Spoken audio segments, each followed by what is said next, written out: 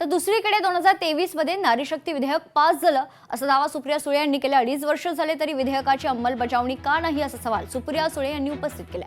2024च्या लोकसभेत विधेयक लागू होईल अशी अपेक्षा होती।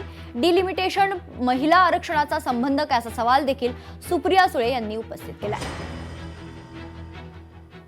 नारी शक्ती वंदन अभियान 20 सप्टेंबर 2023 मध्ये एक मताने लोकसभेत पास झाला, 21 तारखेला राज्यसभेत पास झाला आणि 28 सप्टेंबर 2023 मध्ये प्रेसिडेंटनी तो नोटिफाय केला। विनम्र विनंती करते जी आम्ही ऑलरेडी पार्लमेंटमध्ये फ्लोअर ऑफ द हाऊसवर केलेली आहे, ऑफिशियली पार्लमेंटमध्ये, की ह्या क्षणी तुम्ही ह्याचं इम्प्लिमेंटेशन करा। 543 मधल्या 33% महिलांना आरक्षण तुम्ही लगेच द्या। माझी तयारी आहे। माननीय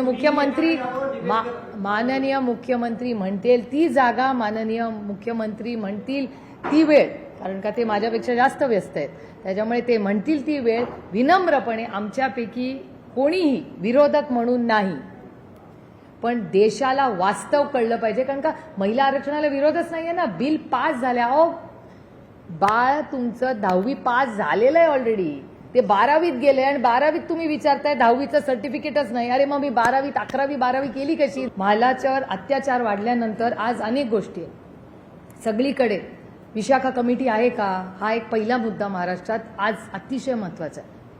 महिला कमिशन, तुम्हीच आता म्हणल्या की दिल्लीवरनं महिला कमिशनच्या महिला आज आल्या होत्या, मग महाराष्ट्रात महिला कमिशनला आहे का कोणी? आता ती जागा रिक्त आहे, म्हणजे विशाखा कमिटी सगळ्या झाल्या आहेत का माहिती नाही। आज महिला आयोगाला अध्यक्ष महाराष्ट्रात आहे का? देशाच्या आल्या होत्या, आनंदाची गोष्ट आहे, पण महाराष्ट्राला स्वतःची नको का एक महिला आयोग? एवढं जर महिलांचे अत्याचार वाढत असतील।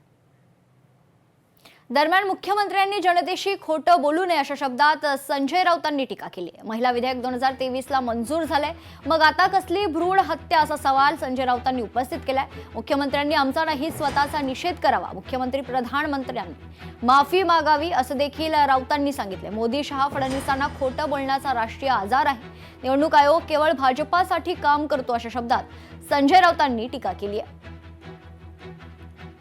2023चा मंजूर झालेला कायदा सर्वानुमते जो तुम्ही लागू केलाय, राष्ट्रपतींनी सही केली आहे त्याच्यावर, आणि आता तुम्ही कसली हे डमरू वाजवत बसलेला आहात? नारी शक्ती, नारी शक्ती, कोणाला फसवताय तुम्ही? का फसवताय तुम्ही? मग 2023च्या ट्विटबद्दल देवेंद्र फडणवीसांनी माफी मागितली पाहिजे। माझं ट्विट खोटं आहे, मी जे म्हटलंय त्यावेळेला ते खोटं आहे। तुमच्या महिला आरक्षणासंदर्भात तुम्ही जे मिस कॉल दिलेत त्याला आम्ही सगळ्यांनीच पाठिंबा दिला, सगळ्याच पक्षातल्या महिलांनी महिला आरक्षणावर, कारण तुम्ही तो कायदा लागू केलात ना 2023चा। मग आता का फडफडताय? आता हे फडफडणं काय आहे तुमचं? कशा करताय? काय तुमची समस्या आहे? तुम्हाला कोणता मानसिक आजार जडलाय हे आम्हाला कळू द्या, कळू द्या की तुम्हाला कोणता मानसिक आजार जडलेला आहे सगळ्यांना खोटं बोलण्याचा। निवडणूक आयोग म्हणजे भाजपचा पदाधिकारीच आहे, भारताचा निवडणूक आयोग, तो भाजपाचा निवडणूक आयोग झालेला आहे, आणि तो संविधान आणि लोकशाहीला फाट्यावर मारतो, फाट्यावर। लोकशाही मराठी ऐका, पहा, जागरूक रहा।